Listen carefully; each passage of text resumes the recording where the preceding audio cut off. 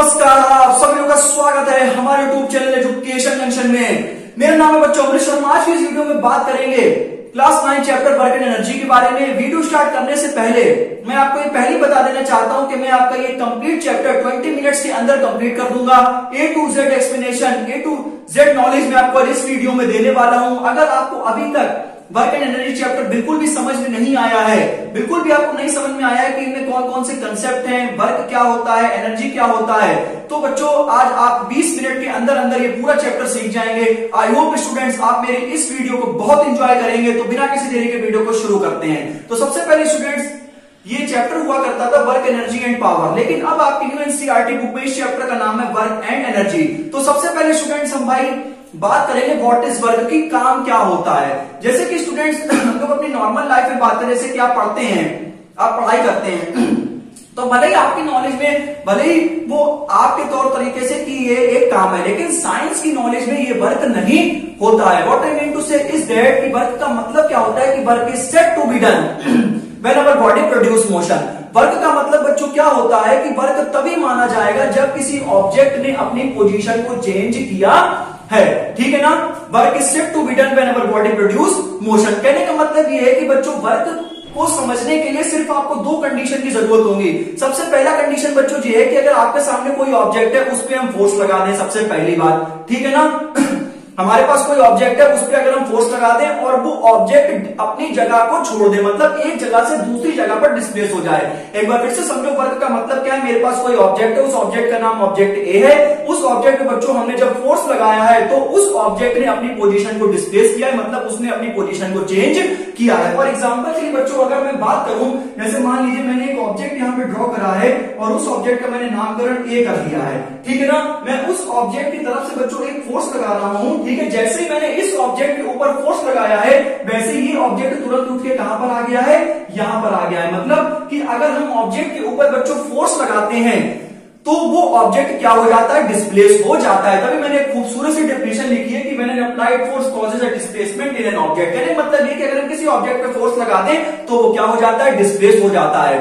तो वर्क के लिए सिर्फ और सिर्फ दो कंडीशन है। एक तो ऑब्जेक्ट के ऊपर क्या लगे मेरे प्यारे बच्चों, फोर्स लगे, और दूसरी कंडीशन ये कि ऑब्जेक्ट डिस्प्लेस होना चाहिए, मतलब ऑब्जेक्ट को अपनी पोजीशन जरूर चेंज करनी है। अगर ऑब्जेक्ट ने अपनी पोजीशन को चेंज नहीं किया है इट मींस दैट उसने अभी तक कोई भी काम नहीं किया है। ऑब्जेक्ट बच्चों फोर्स लगेगा, ये कोई जरूरी नहीं कि उसने वर्क किया है। वर्क उसने मेरे बच्चों तभी किया है जब उसने अपनी पोजीशन को क्या करा है, छोड़ा है। अब बच्चों समझ में आता है कि इसका कंसेप्ट क्या होता है, मतलब कि कब भाई मेरा हमारा वर्क जो होगा वो प्यारे बच्चों जीरो होगा, कब जो हमारा वर्क होगा वो बच्चों क्या होगा, पॉजिटिव होगा, और कब जो बच्चों वर्क होगा वो क्या होगा मेरे प्यारे बच्चों, निगेटिव होगा।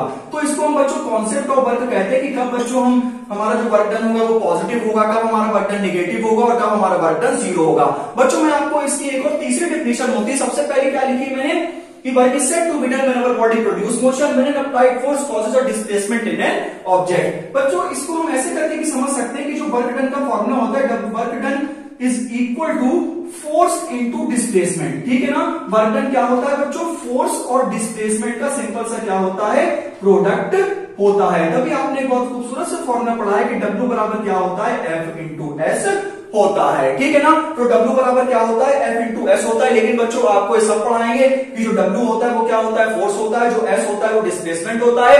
लेकिन जो मेरे बच्चों एक्चुअल फॉर्मूला होता है वो वर्क डन का होता है W is equal to Fs cos theta, क्योंकि इसमें एक कंपोनेंट आता है जिसको हम क्या कहते हैं, cos थीटा के नाम से जानते हैं। तो W बराबर मेरे प्यारे बच्चों क्या होता है, Fs cos थीटा। कभी कभी आपसे बच्चों एग्जाम में पूछा जाता है कि what is the scientific conception of work, कि साइंटिफिक कंसेप्शन का क्या मतलब है, तो कुछ नहीं, तो वर्क डन आप क्या लिखेंगे कि work is said to be done when our body produce motion, और फिर आप क्या लिखेंगे कि when we applied a force in an object then object must be displaced। तो अगर साइंटिफिक कंसेप्शन भी अगर आपसे पूछा जाए तो आप बच्चों कभी भी कंफ्यूज ना होना। तो सबसे पहले स्टूडेंट्स हम बात करेंगे कि भाई हमारा जो वर्क डन होता है वो बच्चों जीरो कब होता है, कि कब जो है वो W की वैल्यू जीरो आएगी। अच्छा ठीक, तो भाई जो W की जो वैल्यू होती है वो बच्चों फोर्स इंटू डिस्प्लेसमेंट की तो होती है कि नहीं होती, इतना तो मानोगे ना, आप तो सीख गए हो। तो बच्चों अगर हम क्या कहें, अगर मैं कहूं कि फोर्स की वैल्यू जीरो हो जाए और डिस्प्लेसमेंट की वैल्यू जीरो ना हो तो वर्क डन जीरो होगा, हाँ भाई बिल्कुल होगा, ठीक है ना। दूसरी कंडीशन की अगर हम लोग बात करें कि भाई फोर्स की वैल्यू जीरो ना हो, डिस्प्लेसमेंट की वैल्यू जीरो हो जाए, देखो सिंपल सी मैथ है, अभी हम फिजिकली आपको समझाएंगे। अभी बच्चों तरीके समझाने फिर फिजिकली समझाएंगे, ठीक है ना। तीसरी कंडीशन भाई मेरे क्या हो जाएगी, या तो भाई मेरे फोर्स की वैल्यू भी जीरो हो जाए या तो मेरे भाई डिस्प्लेसमेंट की वैल्यू भी जीरो हो जाए। पहले की कंडीशन मैंने आपको बताया, या तो बच्चों फोर्स की वैल्यू जीरो हो, डिस्प्लेसमेंट की वैल्यू जीरो ना हो, it means that work done क्या होगा, जीरो होगा। अगर बच्चों फोर्स की वैल्यू जीरो ना हो, डिस्प्लेसमेंट की वैल्यू जीरो हो जाए तो वर्क डन जीरो हो जाएगा। तीसरे में या तो बच्चों फोर्स भी जीरो हो जाएगा, डिस्प्लेसमेंट भी जीरो हो जाए।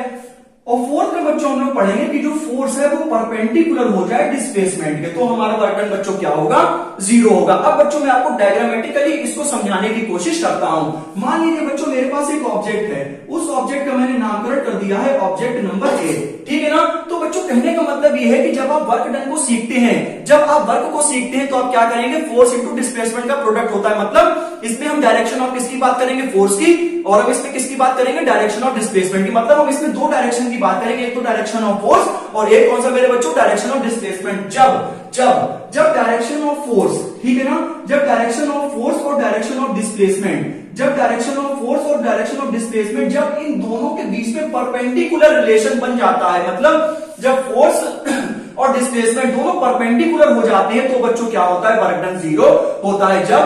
जब फोर्स और डिस्प्लेसमेंट के बीच में जो बनने वाला एंगल होता है, जब फोर्स और डिस्प्लेसमेंट के बीच जो बनने वाला एंगल होता है, अगर वो एंगल जीरो हो जाए, it means that you can say our work done will be zero. तो आप इसमें क्या लिखेंगे कि if the direction of force and the direction of displacement both are perpendicular to each other, then we can say that our work done will be zero। तो जो force का direction है और जो डिस्प्लेसमेंट का डायरेक्शन है, अगर वो परपेंडिकुलर है तो बच्चों क्या होगा, वर्क डन वहां पर जीरो होगा, ठीक है ना, सही है, ठीक। अब देखो बच्चों हम आपको सेकंड कंडीशन बताते हैं कि जो हमारा जो फोर्स है वो बच्चों कब पॉजिटिव होगा, कब बच्चों क्या होगा मेरे बच्चों, पॉजिटिव होगा। भाई मेरे वर्क डन जीरो कब होगा, जब भाई फोर्स और डिस्प्लेसमेंट का डायरेक्शन क्या हो जाए बच्चों, परपेंडिकुलर हो जाए, ठीक है ना। जब बच्चों मान लीजिए कि मेरे पास एक ऑब्जेक्ट है, उस ऑब्जेक्ट का हमने फिर से नाम रखा है ए, ठीक है ना। तो अगर बच्चों डायरेक्शन ऑफ फोर्स, अगर बच्चों डायरेक्शन ऑफ फोर्स और डायरेक्शन ऑफ डिस्प्लेसमेंट दोनों सेम डायरेक्शन में हो जाएं तो वर्क डन बच्चों क्या होता है, पॉजिटिव होता है। जैसे मान लीजिए मेरे पास एक ऑब्जेक्ट है, मेरी तरफ देखना बच्चों, मैंने उस ऑब्जेक्ट को इस तरफ से फोर्स लगाया है, मैंने उस पर किस तरफ से फोर्स लगाया, इस तरफ से फोर्स लगाया है, तो जो मेरा ऑब्जेक्ट है वो भी इसी तरफ जा रहा है। मतलब कि हमने जिस डायरेक्शन पे फोर्स लगाया है वो जो मेरा ऑब्जेक्ट है वो भी उस डायरेक्शन में जा रहा है, तो हम क्या कहेंगे बच्चों कि जो हमारा वर्क डन होगा वो पॉजिटिव होगा। It means we can say that our work done will be positive if the direction of force and the direction of displacement are in same direction. मतलब जो फोर्स और डिस्प्लेसमेंट, देखो बच्चों जो force है वो भी इधर लग रहा है बच्चों, इधर लग रहा है कि नहीं लग रहा है, जो डिस्प्लेसमेंट है वो भी इधर है कि नहीं है, तो मतलब फोर्स और डिस्प्लेसमेंट की जब डायरेक्शन क्या होती है, सेम होती है, तो बच्चों वर्क डन क्या होता है मेरे भाई, पॉजिटिव होता है। मेरे बच्चों तीसरे पे आ जाओ कि मेरे पास अगर ऑब्जेक्ट है, उस ऑब्जेक्ट का मेरे बच्चों नाम क्या है, ए है। अगर बच्चों डायरेक्शन ऑफ फोर्स, अगर बच्चों डायरेक्शन ऑफ फोर्स और डायरेक्शन ऑफ डिस्प्लेसमेंट दोनों अपोजिट हो जाए, मतलब अगर हम अपने ऑब्जेक्ट के ऊपर फोर्स इस तरफ लगा रहे हैं, इस तरफ लगा रहे हैं, तो जो मेरा ऑब्जेक्ट है वो बच्चों इस तरफ आ जाए। मतलब अगर हम फोर्स लगा रहे हैं इस तरफ और मेरा ऑब्जेक्ट क्या हो रहा है, डिस्प्लेस इस तरफ हो रहा है, मतलब फोर्स हम किधर लगाएं, मेरा ऑब्जेक्ट अपोजिट अगर डिस्प्लेस हो रहा है, मतलब जो फोर्स और डिस्प्लेसमेंट का जो डायरेक्शन है वो अगर अपोजिट हो जाता है तो हमारा जो वर्क डन होता है वो क्या होता है, निगेटिव होता है। एक बार मैं आपको फिर से बता देता हूं कि अगर बच्चों डायरेक्शन ऑफ फोर्स जो है वो एक तरफ है और जो डायरेक्शन ऑफ डिस्प्लेसमेंट है वो दूसरी, देखो बच्चों फोर्स इधर लग रहा है कि नहीं लग रहा है, लेकिन जो मेरा ऑब्जेक्ट है वो इस तरफ हो रहा है, हम फोर्स इस तरफ लगा रहे हैं, ऑब्जेक्ट मेरा इस तरफ जा रहा है, तो बच्चों जो दोनों की डायरेक्शन है वो अपोजिट है, तो जो हमारा वर्क डन होगा वो बच्चों क्या होगा, निगेटिव होगा। तो बच्चों एक आपके पास अभी मैंने आपको फॉर्मूला बताया, W इज इक्वल टू में मेरे भाई होता है F S cos theta. Agree करते हो भाई, बिल्कुल करते हो, समझ में आ रहा होगा। अगर बच्चों थीटा की वैल्यू 90 डिग्री हो जाती है तो W की वैल्यू बच्चों होगी एफ एस cos 90, और आप बच्चों खूब जानते हैं कि cos 90 क्या होता है मेरे बच्चों, जीरो होता है। तो बच्चों आपको मैं खूब अच्छे तरीके से समझा देता हूं जिसमें कि आपको बिल्कुल भी नॉलेज, बिल्कुल भी बच्चों आप कमी ना छूटे, बिल्कुल बेहतरीन नॉलेज लेके जाओ, ठीक है ना। अब बच्चों मेरे पास एक और formula W is equal to मेरे भाई होता है एफ एस कॉस थीटा। अगर बच्चों थीटा की वैल्यू 0 डिग्री हो जाए तो देखो W की वैल्यू एफ एस आ गई है। देखो अगर W की वैल्यू एफ एस है ना तो यहाँ पर बच्चों वर्क डन की वैल्यू पॉजिटिव है कि नहीं है। और देखो अगर बच्चों थीटा की वैल्यू 180 डिग्री हो जाए तो cos 180 क्या होता है, माइनस है, तो W की वैल्यू माइनस एफ एस। मतलब कि जब फोर्स और डिस्प्लेसमेंट दोनों के बीच में अगर एंगल 90 बनेगा, परपेंडिकुलर होगा, तो वर्क डन जीरो होगा कि नहीं होगा। जे लिखा है कि नहीं लिखा है, पहले से मैंने आपको बता रखा है कि अगर जो फोर्स और डिस्प्लेसमेंट के बीच में जो बनने वाला एंगल है अगर वो 90 होगा तो बच्चों W क्या आएगा, जीरो आएगा। फोर्स और डिस्प्लेसमेंट के बीच में 0 डिग्री एंगल बनेगा। मतलब देखो यहाँ पर 0 ही तो बन रहा है कि मतलब फोर्स और डिस्प्लेसमेंट दोनों क्या है, सेम डायरेक्शन में है। तो बच्चों वर्क डन हमारा क्या होगा, मैक्सिमम होगा और पॉजिटिव होगा। अगर बच्चों हमारा तीसरा वाला केस है थीटा इक्वल टू 180 डिग्री, जहां पर वर्क डन निगेटिव आ रहा है, मतलब हमारा जो फोर्स है और जो डिस्प्लेसमेंट है दोनों का डायरेक्शन अपोजिट है, तो वर्क डन हमारा क्या होगा बच्चों, निगेटिव होगा। अब मैं आपको एक सिरे से सुना देता हूं कि अगर work done will B 0 if the direction of force and the direction of displacement both are perpendicular to each other। इसको आप अपना लिख लेना बच्चों, क्योंकि सब चीजें मेरे बच्चों बोर्ड पर अवेलेबल नहीं हो सकती हैं। दूसरा बच्चों केस मैंने आपको बताया कि if the direction of force and the direction of displacement both are in same direction, then we can say that our work done will be positive, and if the direction of force and the direction of displacement both are opposite to each other, then we can say that our work done will be negative। तो बच्चों ये complete theory थी। इसके बाहर बच्चों अगर कुछ नहीं आपसे पूछा जाएगा। अगर बच्चों आपने इतना सीख लिया है तो वर्क पे अगर कोई क्वेश्चन मुझे नहीं लगता कि आपसे छूटेगा। तो बच्चों ये जो मैंने आपको पूरी थ्योरी समझाई है, इसका बच्चों स्क्रीनशॉट ले लो। बस ये एक पोर्शन और ये एक पोर्शन आपके क्लास 9 लेवल के लिए बहुत है बच्चों, बहुत प्यारा है, ठीक है ना। बच्चों इसका एक स्क्रीनशॉट ले लो, बस इसको पढ़ लो, आप एक एक क्वेश्चन को कर लोगे, ठीक है ना। तो ये बच्चों आपका आधा चैप्टर कंप्लीट होता है। इसके बाद बच्चों शुरू होगी एनर्जी। अब बच्चों बारी आती है एनर्जी की। आई होप आप वर्क का एक्सप्लेनेशन समझ गए होंगे। तो हम बात करते हैं बच्चों एनर्जी की। एनर्जी क्या होती है, तो सबसे पहले मैं आपको डेफिनेशन बताता हूं। द कैपेसिटी और capability of a doing work is called energy. कि हमारे काम करने की क्षमता ही क्या कहलाती है बच्चों, एनर्जी कहलाती। मतलब आप अपने काम को कितनी क्षमता से कर सकते हैं, आप अपने काम को कितनी कैपेसिटी और कैपेबिलिटी से कर सकते हैं, वही बच्चों क्या होती है, सिंपल सी एनर्जी होती है। तो मैंने खूब डेफिनेशन लिखी है बच्चों। द कैपेसिटी और capability of a doing work is called energy. बहुत बेसिक सी डेफिनेशन है बच्चों और आपको आती भी होगी। अब बच्चों को हम बात करें जो वर्क है और एनर्जी है मतलब जो एनर्जी आप समझ होंगे कि एनर्जी क्या होती है, द कैपेसिटी और capability of a doing work. मतलब जो एनर्जी है उसको हम वर्क में कन्वर्ट कर सकते हैं और जो वर्क है उसको हम एनर्जी में कन्वर्ट कर सकते हैं। तो हम ऐसे कैसे लिखेंगे बच्चों कि work and energy both are convertible. मतलब वर्क ही क्या है, एनर्जी है, और एनर्जी ही क्या है, वर्क है। मतलब वर्क को ही हम एनर्जी में कन्वर्ट कर सकते हैं और एनर्जी को ही हम वर्क में कन्वर्ट कर सकते हैं। तो ठीक है ना। तो वर्क और एनर्जी बच्चों क्या होती है, बोथ आर कन्वर्टेबल। तो इसलिए जो एनर्जी होती है उसको हम बच्चों ई से रिप्रेजेंट करते हैं, कैपिटल ई से। तो एनर्जी की जो एसआई यूनिट होती है वो भी बच्चों जूल होती है, और जो वर्क की एसआई यूनिट होती है वो भी बच्चों क्या होती है, जूल होती है। क्यों, क्योंकि जो वर्क है और एनर्जी बोथ आर क्या है, कन्वर्टेबल है। दोनों को हम एक दूसरे में क्या कर सकते हैं, कन्वर्ट कर सकते हैं। अब बच्चों आती है वेरियस फॉर्म्स ऑफ एनर्जी की। एनर्जी की कौन कौन सी फॉर्म्स होती है, कितने प्रकार होते हैं। तो बच्चों एनर्जी की बहुत सारी फॉर्म्स होती है। सोलर एनर्जी हो गया, विंड एनर्जी हो गया, हाइड्रो एनर्जी हो गया, इलेक्ट्रिकल एनर्जी हो गया, मैकेनिकल एनर्जी हो गया। लेकिन बच्चों आपको सिर्फ 9th क्लास में 2 एनर्जी पढ़नी है। एक है बच्चों काइनेटिक और एक है बच्चों पोटेंशियल। तो जब हम बच्चों टोटल एनर्जी की बात करते हैं, जब हम बच्चों क्या बात करते हैं, टोटल एनर्जी की, तो टोटल एनर्जी का मतलब होता है the sum of kinetic energy and potential energy, ठीक है ना। तो टोटल एनर्जी मतलब क्या होगी, जब हम काइनेटिक एनर्जी और पोटेंशियल एनर्जी को जोड़ देते हैं तो वही क्या हो जाती है, टोटल एनर्जी हो जाती है। और जो टोटल एनर्जी होती है मेरे बच्चों उसको हम क्या कहते हैं बच्चों, मैकेनिकल एनर्जी कहते हैं। तो मैकेनिकल एनर्जी अगर आपसे कभी भी कोई पूछे तो आप क्या लिखेंगे, mechanical energy is defined as the sum of kinetic energy and potential energy, ठीक है ना। तो मैकेनिकल एनर्जी क्या होती है, टोटल एनर्जी होती है, किस किस की, काइनेटिक और पोटेंशियल एनर्जी की। अब बच्चों बात आती है कि मेरे भाई ये काइनेटिक एनर्जी असल में होती क्या है, ठीक है। हमें बता देते हैं काइनेटिक एनर्जी क्या होती है। काइनेटिक एनर्जी बच्चों ऐसी एनर्जी होती है जो एसोसिएट होती है with moving particle. Kinetic energy कैसी एनर्जी होती है, जो मूविंग पार्टिकल से एसोसिएटेड होती है। या फिर इसकी बहुत प्यारी सी डेफिनेशन है कि kinetic energy is defined as energy due to its motion, ठीक है ना। जो मोशन के अकॉर्डिंग जो एनर्जी होती है, जो मोशन के प्रेजेंस में जो एनर्जी होती है वो बच्चों कौन सी एनर्जी होती है, काइनेटिक एनर्जी होती है। जो सिर्फ मूविंग पार्टिकल से एसोसिएटेड होती है उसको हम क्या कहते हैं, बेसिकली काइनेटिक एनर्जी कहते हैं। The energy of a body due to its motion और the energy of a body associated with the moving particles. इसको बच्चों हम रिप्रेजेंट करते हैं के ई से, और इसका मेरे बच्चों फॉर्मूला होता है हाफ में mv square. Kinetic energy is equal to half mv square, ठीक है ना। इसको बच्चों के ई से रिप्रेजेंट करते हैं, जहां पर बच्चों जो m होता है वो बच्चों क्या होता है, मास ऑफ दी बॉडी, और जो बच्चों b होता है v उसको हम लोग कहते हैं मेरे भाई वेलोसिटी ऑफ बॉडी या वेलोसिटी ऑफ ए ऑब्जेक्ट, ठीक है ना। तो काइनेटिक एनर्जी कौन सी एनर्जी होती है, जो एसोसिएटेड होती है मूविंग पार्टिकल से। इसका बच्चों क्या फॉर्मूला होता है, हाफ mv स्क्वायर।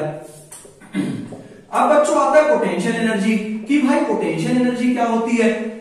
जैसे काइनेटिक एनर्जी एसोसिएटेड होती है विद द मूविंग पार्टिकल से, ठीक है ना। वैसे ही पोटेंशियल एनर्जी एसोसिएटेड होती है विद द पोजीशन, ठीक है ना। तो आप क्या लिखेंगे, या फिर इन्वॉल्वमेंट ऑफ द हाइट, मतलब ऐसी एनर्जी जिसमें हाइट का इन्वॉल्वमेंट हो, उस एनर्जी को हम बच्चों क्या कहेंगे, पोटेंशियल एनर्जी कहेंगे, सही है ना। जिसमें किसका बच्चों इन्वॉल्वमेंट हो, हाइट का इन्वॉल्वमेंट हो, या फिर जो एसोसिएटेड हो पोजीशन से। इसका बच्चों फॉर्मूला होता है mgh और इसको रिप्रेजेंट करते हैं pe से। तो pe इज इक्वल टू क्या होता है, mgh होता है, जहां पर जो m होता है वो बच्चों मास होता है, h हाइट होती है, और जो g होता है वो बच्चों एक्सेलरेशन ड्यू टू ग्रेविटी होती है, ठीक है ना। तो बच्चों अगर हम kinetic energy plus potential energy दोनों को जोड़ दें तो वो क्या आ जाता है बच्चों, टोटल एनर्जी आ जाता है, जो कि क्या होता है, mp होता है, मतलब mechanical energy. It means we can say that half mv square plus mgh, जिसकी वैल्यू बच्चों हमेशा क्या आती है मेरे भाई, कांस्टेंट आती है। बच्चों बहुत इंपॉर्टेंट पॉइंट है कि अगर हम काइनेटिक एनर्जी और पोटेंशियल एनर्जी को जोड़े तो वो हमें आसान सा नंबर देता है, और एनर्जी की बच्चों ऐसा यूनिट क्या होती है, सिंपल जूल होती है। तो अगर आप बच्चों यहां से देखें कि जो ये जो पोटेंशियल एनर्जी है, पोटेंशियल एनर्जी बच्चों जितनी हाइट होगी उतनी ज्यादा क्या होगी, पोटेंशियल एनर्जी। जैसे मान लीजिए ग्राउंड है, ग्राउंड से हम सन को देख रहे हैं, तो यहाँ से सीधा एक हाइट यहाँ पर हमें मिल जाती, तो इसमें पोटेंशियल एनर्जी का सीधा फॉर्मूला लग जाता है, मतलब जितनी हाइट होगी उतनी ज्यादा पोटेंशियल एनर्जी होगी। काइनेटिक एनर्जी एसोसिएट होती है विद द मूविंग पार्टिकल से, और पोटेंशियल एनर्जी एसोसिएट होती है विद द पोजीशन से, ठीक है ना। तो बच्चों ये आपका पूरा कंसेप्ट था एनर्जी। अब बच्चों बात करते हैं कि पावर क्या होती है। तो सब बच्चों अगर मैं आपसे कहूं पावर का मतलब क्या होता है, the rate of doing work, कि हम अपने काम को किस रेट से कर रहे हैं, वही बच्चों क्या होता है, पावर होता है। या फिर एनर्जी का transfer, the transfer of energy will be known as power. तो बच्चों इसकी दो डेफिनेशन होती है। पहली, the rate of transfer of energy, मतलब जो एनर्जी का ट्रांसफर है वो किस रेट से हो रहा है, इसको भी आप पावर कह सकते हैं। या फिर आप अपने काम को किस रेट से कर रहे हैं, इसको भी आप क्या कह सकते हैं मेरे प्यारे बच्चों, पावर कह सकते हैं। तो इसकी एक और परिभाषा होती है, वो भी आप लिख लीजिए। एक तो हो गई the rate of transfer of energy, एक होती है power is the rate of doing work, कि भाई हम अपने काम को किस रेट से कर रहे हैं, उसको हम क्या कहते हैं बच्चों, पावर कहते हैं। इसको हम पी से रिप्रेजेंट करते हैं, कैपिटल पी से। इसका बच्चों फॉर्मूला होता है पावर इज इक्वल टू में होता है वर्क डन अपॉन में क्या होता है मेरे बच्चों, टाइम टेकन होता है। कि तो P इज इक्वल टू में होता है W upon T, work done upon में time taken. The rate of doing work is known as power and its formula is P equal to W upon T। अब हम बच्चों इसकी बात करें कि ऐसा यूनिट क्या होती है पावर की, तो P equal to W upon T है ना। तो वर्क क्या है भाई, वो भी एनर्जी है, तो energy of work both are convertible, ठीक है ना। तो वर्क की भी ऐसा यूनिट क्या होती है बच्चों, जूल होती है। तो यहाँ पर आप लिख दीजिए मेरे बच्चों जूल, और जो टाइम की जो ऐसा यूनिट है वो पैदा होते सिखा दी जाती है, क्या होती है, सेकंड होती है। तो पावर की जो ऐसा यूनिट होती है वो बच्चों होती है मेरे भाई जूल पर सेकंड, या फिर आप इसको क्या कहते हैं, वॉट, ठीक है ना। वॉट इसको रिप्रेजेंट करते हैं कैपिटल W से। तो इसकी दो ऐसा यूनिट होती है, एक होती है बच्चों जूल पर सेकंड और एक होती है बच्चों वॉट। तो बेसिकली पावर क्या है बच्चों, rate of transfer of energy, मतलब एनर्जी किस रेट से ट्रांसफर हो रही है, या फिर आप अपने रेट ऑफ डूइंग वर्क की आप अपने काम को किस रेट से कर रहे हैं, that will be known as power and its formula is equal to W upon T। अब बच्चों बात आती है इस चैप्टर के लास्ट टॉपिक की, which is commercial unit of energy. तो कमर्शियल यूनिट ऑफ एनर्जी का मतलब बच्चों होता है 1 यूनिट इज इक्वल टू में मेरे भाई होता है 1 किलोवाट आवर। जैसे कि मान लीजिए आप एक इलेक्ट्रिकल अप्लायंस को खरीदते हैं, और अगर आप उस इलेक्ट्रिकल अप्लायंस को 1 घंटे नॉन स्टॉप यूज कर लें, आपने एक इलेक्ट्रिकल अप्लायंस मार्केट से परचेज किया और आपने उसको 1 घंटे तक लगातार यूज किया नॉन स्टॉप, तो जो उसमें 1 यूनिट खर्च हुई वही हम क्या कहते हैं, कमर्शियल यूनिट ऑफ एनर्जी। और एक बच्चों ये स्मॉल यूनिट ऑफ एनर्जी होती है। जैसे मान लीजिए आपने एक इलेक्ट्रिकल अप्लायंस खरीदा है 1000 वॉट का, ठीक है ना, और उस 1000 वॉट को आपने कंटिन्यू मतलब बिना रुके 1 घंटा यूज किया है, और उसमें 1 यूनिट एनर्जी खर्च हुई है, वही क्या होती है, कमर्शियल यूनिट ऑफ एनर्जी होती है। अब बच्चों अगर इसको जूल में कन्वर्जन का पूछें इसमें, तो इसको पहले तो वॉट में चेंज कर लीजिए, जिसमें कि आप इसको 1000 से गुणा करेंगे, ठीक है ना। 1 किलोवाट में 1000 वॉट होते हैं, तो यहाँ पर W आ जाएगा, यहाँ पर H आ जाएगा। किलोवाट को अगर चेंज करेंगे तो अगर वॉट में, तो 1000 से क्या करेंगे, गुणा करेंगे, ठीक है ना। यहाँ पर आपको 1000 ऐसे लिखा आ रहा है, ठीक है ना। इसको आप क्या लिखेंगे, W वॉट क्या होता है बच्चों, जूल पर सेकंड, ठीक है ना। तो जूल अपॉन सेकंड, और 1 घंटे में बच्चों क्या होता है, 3600 सेकंड्स होता है। देखो बिल्कुल बेसिक सी मैथ है। तो भाई से सेकंड कट जाएगा, 3 6 आई थिंक 3 और 2 5 जीरो आपके यहाँ पर लग जाएंगे। और अगर आप इसको वैसे लिखेंगे तो ये होगा 3.6 इंटू 10 की पावर 6 जूल। तो बच्चों ये भी आपको पता होना चाहिए। बाकी इसका कैसे प्रूफ होता है मैंने बता दिया। कि भाई 1 किलोवाट में 1000 वाट होते हैं। एच आपके सामने ऐसे लिखा है, इस डब्ल्यू हम लोग लिख सकते हैं जूल अपॉन सेकेंड, और एच होता है बच्चों 1 घंटा मतलब 3600 सेकेंड। तो ये यहाँ पर सेकेंड सेकेंड कट जाएगा, तो 3.6 इंटू 10 की पावर 6 जूल। तो बच्चों अब मैं क्या मतलब है कमर्शियल यूनिट ऑफ एनर्जी का, कि आप अगर एक इलेक्ट्रिकल अप्लायंस 1000 वाट का खरीद कर लाते हैं मार्केट से, तो अगर आपने उसको 1 घंटे नॉन स्टॉप यूज कर लिया है, तो जो उसमें एनर्जी जो खर्च होती है वो बच्चों क्या होती है, कमर्शियल यूनिट ऑफ एनर्जी होती है, एक स्मॉलेस्ट यूनिट ऑफ एनर्जी होती है। बाकी जो किलो वाट है ये बच्चों थोड़ी हाईएस्ट होती है, मतलब इससे ऊपर, ठीक है ना। तो बच्चों आई होप मैंने बच्चों इस चैप्टर में 20 मिनट में मैंने आपको चैप्टर कंप्लीट करके दिया है, और स्टूडेंट ट्रस्ट मी कि मैंने आपको इस वीडियो में एक भी कंसेप्ट नहीं छोड़ा है। तो बच्चों 2-2, 3-3 घंटे ये चैप्टर को पढ़ने की कोई भी आवश्यकता नहीं है। मैंने सिर्फ 20 मिनट में आपको A to Z एक्सप्लेनेशन दिया है, चाहे वो वर्क हो, चाहे वो एनर्जी हो, चाहे वो पावर हो, चाहे वो वेरियस फॉर्म्स ऑफ एनर्जी हो, चाहे वो ट्रांसफर, चाहे वो कमर्शियल यूनिट ऑफ एनर्जी। और बच्चों एक बात मैं जाते जाते ये कह देना चाहता हूं कि अगर आपको पोटेंशियल एनर्जी और काइनेटिक एनर्जी का प्रूफ देखना है, तो भी वो मैंने इस वीडियो पे A to Z एक्सप्लेनेशन दिया। वो सिर्फ 5 मिनट्स की वीडियो, 10 मिनट्स में आप दोनों काइनेटिक एनर्जी और पोटेंशियल एनर्जी सीख जाएंगे। अगर आपको उसका प्रूफ चाहिए, अदरवाइज आपके 9th क्लास में इसका प्रूफ करने को कभी नहीं आएगा। लेकिन तब भी अगर आपको अपनी नॉलेज और बढ़ानी है, तो भी मैंने अपने YouTube चैनल पर उसको अपलोड कर रखा है। मैं आपको उस वीडियो, दोनों वीडियोस का लिंक आपको मैं डिस्क्रिप्शन बॉक्स में दूंगा। एक बार बच्चों कमेंट करके जरूर बताओ, क्या जो मैंने आपके ऊपर मेहनत करी है, क्या वास्तव में वो मेरी मेहनत सफल हुई है। एक बार मेरे प्यारे बच्चों कमेंट करके जरूर बताओ, क्या आपको वर्क एनर्जी पूरा चैप्टर समझ में आया है। और भी स्टूडेंट्स अगर आपको कोई प्रॉब्लम हो तो प्लीज एक बार कमेंट करके जरूर बताएं। इसी प्रकार से मिलते हैं नेक्स्ट वीडियो में। आप मुझे इजाजत दें, तब तक के लिए नमस्कार, जय हिंद, जय भारत।